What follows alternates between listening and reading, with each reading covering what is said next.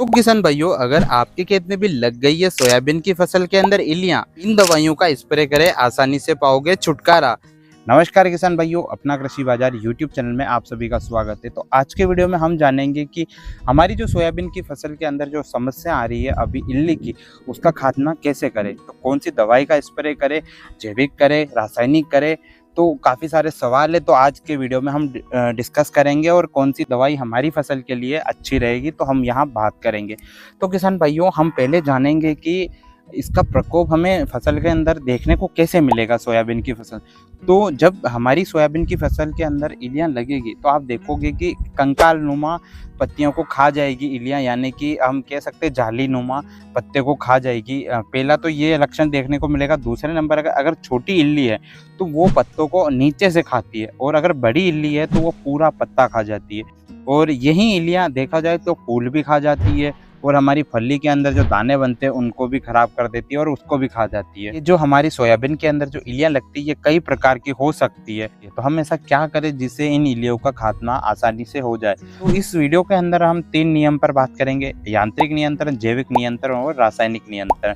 तो हम बारी बारी से एक एक चीज को एक्सप्लेन करेंगे। आप अपने अनुसार अपनी फसल के अंदर इसका छिड़काव कर सकते हैं। तो हम पहले बात करेंगे यांत्रिक नियंत्रण। तो किसान भाइयों, यांत्रिक नियंत्रण पे हम देख सकते हैं कि हम अपने खेत के अंदर सुबह शाम घूमेंगे और इल्लियों की शुरुआती अवस्था है, और कहीं कहीं हमें इल्लियों का प्रकोप देखने को मिल रहा है। उनके पत्तों के नीचे कहीं कहीं यहाँ पर को इल्ली लगती हुई दिख रही है, उनके झुंड दिख रहे हैं। तो हम उन्हें हाथ से साफ कर देंगे सुबह शाम, तो वो इल्लियाँ आसानी से खत्म हो जाएगी, या उस पौधे को नष्ट कर देंगे तो वो ज़्यादा खेत में फैलेगी नहीं।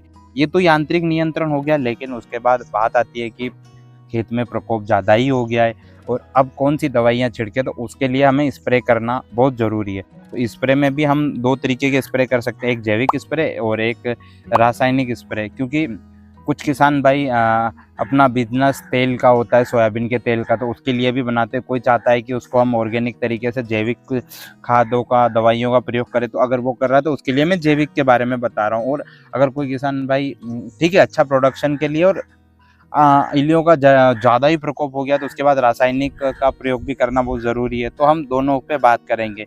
तो हम बात करेंगे जैविक पे। तो जैविक में किसान भाइयों 2 दवाइयाँ आती है, कहती है बीटी, जिसको हम बेसिलस यूरिजेसिस के नाम से जानते हैं। इसको हम मक्का में भी छिड़क सकते हैं, क्योंकि मैंने मक्का के अंदर भी यही बताई थी 2 जैविक में, तो ये। और दूसरे नंबर पे आती है किसान भाइयों एनपीवी, न्यूक्लियर पॉलीहाइड्रोसिस वायरस के नाम से हम जानते हैं। इनको हम अपने मक्के की फसल के अंदर छिड़क सकते हैं। लेकिन किसान भाइयों, ध्यान रखना चाहिए इन दवाइयों के छिड़काव के समय कि अगर हम जैविक दवाइयाँ अपने खेत के अंदर स्प्रे कर रहे हैं तो उस समय ध्यान रखें कि जिस मशीन से, टंकी से आप इसको छिड़क रहे हैं तो उसको अच्छे से धो लें, अगर उसमें पहले आपने रासायनिक दवाई का स्प्रे करा है किसी भी फसल के अंदर। क्योंकि अगर वो मिक्स हो जाएगा तो आपके खेत के अंदर ये असर नहीं करेगी और आपकी इल्लियों का खात्मा नहीं होगा। तो उसमें आप दवाई को दोष नहीं दे सकते, उसमें अपनी कहीं ना कहीं गलती होगी। तो ये बात आप ध्यान रखिए। अब दूसरे नंबर पे आते हैं, यानी कि तीसरे नंबर पे आते हैं रासायनिक नियंत्रण, जो कि हम जानेंगे कि रासायनिक नियंत्रण में किसान भाइयों कई सारी दवाइयां हैं, जिसमें मैं बारीकी से बताता हूं आपको। पहले नंबर पे आती है इमामेक्टिन बेंजोएट 5% एसजी, जो 200 ग्राम प्रति हेक्टेयर के हिसाब से छिड़कनी। और दूसरे नंबर पे आती है किसान भाइयों स्पाइनोसेड 45%, जो 75 से 100 मिली प्रति हेक्टेयर के हिसाब से छिड़कनी है किसान भाइयों। और तीसरे नंबर पे आती है किसान भाइयों लेमड़ा साई हेलोथ्रिन 5% ईसी, जो 300 मिली प्रति हेक्टेयर के हिसाब से अपने खेत के अंदर इसका छिड़काव करना है। और चौथे नंबर पे आती है इंडोक्सा कार्ब, जो कि 14.5% 300 मिली प्रति हेक्टेयर के हिसाब से अपने खेत के अंदर इसका छिड़काव करना है। और पांचवें नंबर पे आती है क्लोरेट रोनिलिप्रोले 18.5% 150 मिली प्रति हेक्टेयर के हिसाब से इसका छिड़काव करना है किसान भाइयों।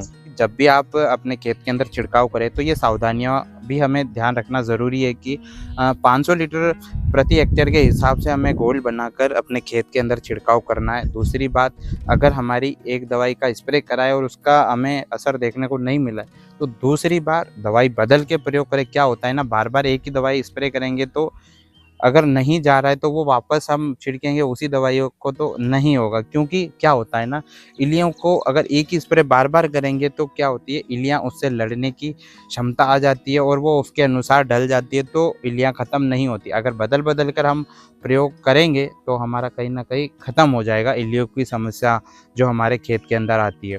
दूसरे नंबर पे बात आती है कि जब भी दवाई छिड़के तो हाथ के अंदर ग्लव्स पहने, अच्छे कपड़े पहने जो दवाइयों से हमें बचाए, क्योंकि हम पे भी इम्पैक्ट कर सकता है। और सबसे बड़ी बात ये भी है कि जब भी स्प्रे करें तो वो शाम का समय रखें और खेत के अंदर थोड़ी नमी हो, तो उस समय दवाइयों का स्प्रे करें। इन स्प्रे को आप अपने खेत के अंदर करते हैं और ये स्प्रे आपको आप आसानी से शॉप पे जाओगे तो आपको मिल जाएगा। तो ये आप अपने खेत के अंदर कर सकते हैं। वीडियो पसंद आए तो वीडियो को लाइक करें, शेयर करें अपने किसान मित्रों के साथ। हम मिलते हैं अगले वीडियो में, तब तक के लिए जय हिंद, जय भारत।